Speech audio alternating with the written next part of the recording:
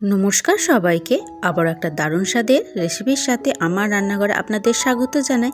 আজকে chilli chicken recipe আপনাদের সাথে শেয়ার করব একটা সিক্রেট মশলা দিয়ে, যে সিক্রেট মশলা দিয়ে আমরা রেস্টুরেন্টে চিলি চিকেন খেয়ে থাকি। সেই সিক্রেট মশলাই দেয়, সেই সিক্রেট মশলার রেসিপি আজকে আপনাদের সাথে শেয়ার করব। তো সেই সিক্রেট মশলাটা দেখতে হলে কি দিচ্ছি সেটা অবশ্যই শেষ পর্যন্ত আমার সঙ্গে থাকতে হবে। পুরো ভিডিওটা দেখে লাইক কমেন্ট অবশ্যই করতে হবে। তো এখানে আমি বোনলেস চিকেন নিয়ে নিয়েছি, প্রায় 500 গ্রামের মতো বোনলেস চিকেন আছে। চিলি চিকেনের যেমন চিকেনের পিস হয় সেরকমভাবেই নিয়েছি। এতে প্রথমে দিয়ে দিচ্ছি 1 টেবিল চামচের মতো কর্নফ্লাওয়ার, 1 টেবিল চামচ এখানে ময়দা, আন্দাজ মতো নুন দিচ্ছি।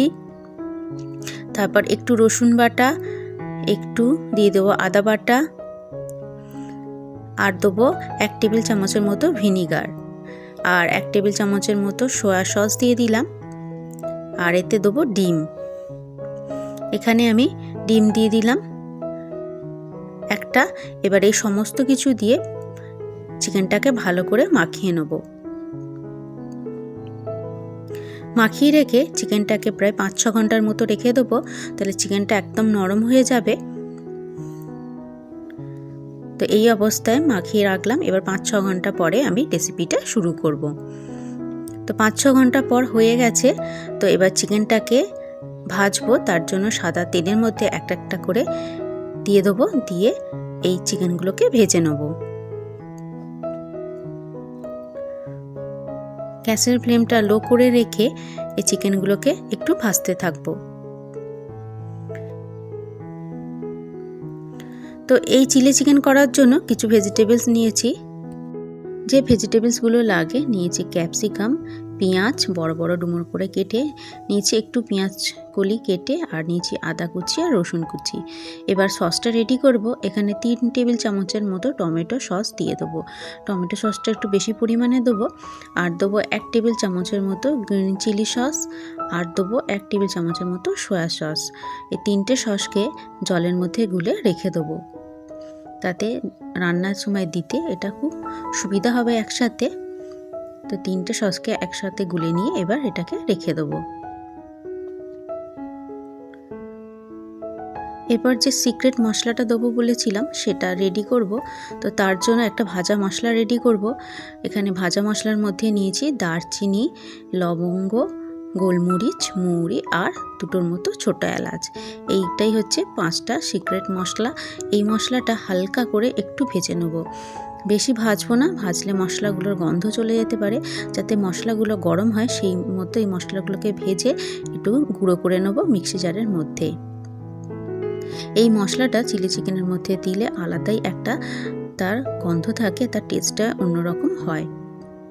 আর রেস্টুরেন্টে এই মশলাগুলো ইউজ করে থাকে। তো চিকেনটা আমার ভাজা হয়ে গেছে। সেই চিকেন ভাজার তেলেতে এবার দিয়ে দিলাম রসুন কুচি আর আদা কুচিটা।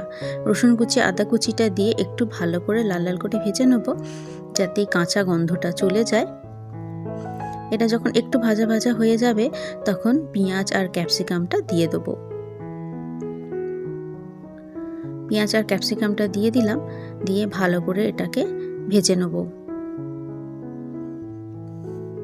পেঁয়াজ ক্যাপসিকামটা বেশি ভাজবো না, মানে বেশি নরম করব না, তাতে এটা নষ্ট হয়ে যেতে পারে। একটু কাঁচা কাঁচা থাকলেই ভালো লাগে চিলি চিকেনের মধ্যে।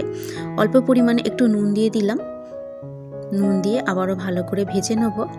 তো চিলি চিকেনের এই ক্যাপসিকাম আর পেঁয়াজটা আমার ভাজা হয়ে গেছে। এবার পেঁয়াজ কলিটা দিয়ে দিলাম। আমি পেঁয়াজ কলি দিলাম, আমার কাছে ছিল, আপনাদের কাছে যদি স্প্রিং অনিয়ন থাকে সেটাও দিতে পারেন। এবার দিয়ে দেবো কাশ্মীরি লঙ্কার গুঁড়ো 1 টেবিল চামচের মতো, দিয়ে ভালো করে মিশিয়ে নেব।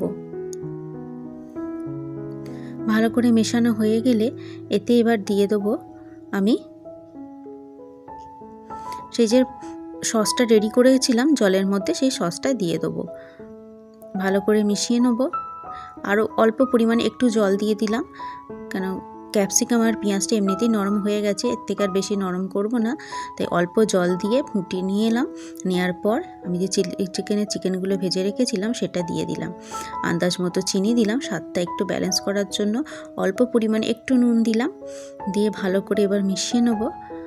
মেশানো হয়ে গেলে এখানে 2 টেবিল চামচের মতো কর্নফ্লাওয়ার একটু জলের মধ্যে গুলে নিয়েছি, সেটাকেও একটু দিয়ে দেবো, দিয়ে ভালো করে মিশিয়ে নেব। কর্নফ্লাওয়ারটা দিয়ে ভালো করে মিশিয়ে নেব। মেশানো হয়ে গেলে এটা যখন একটু ফুটে উঠবে তখন যে ভাজা মশলাটা রেডি করেছিলাম সেটাই গুঁড়ো করে নিয়েছি, সেটাই এবার এখান থেকে কিছুটা পরিমাণে দিয়ে দেবো। 2 টেবিল চামচের মতো আমি এখানে দিয়ে দিলাম, দিয়ে ভালো করে মিশিয়ে নিলাম।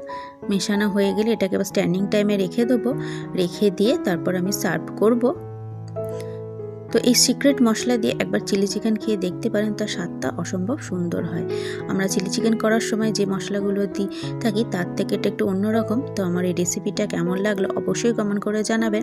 ভালো লাগলে লাইক, শেয়ার, কমেন্ট, চ্যানেলটা সাবস্ক্রাইব করে পাশে থাকবেন। আরও নিত্য নতুন রান্নার ভিডিও রেসিপি পাওয়ার জন্য, ভিডিওটা শেষ পর্যন্ত দেখার জন্য আপনাদের অসংখ্য ধন্যবাদ। সবাই ভালো থাকবেন, সুস্থ থাকবেন আর আমার সাথে থাকবেন।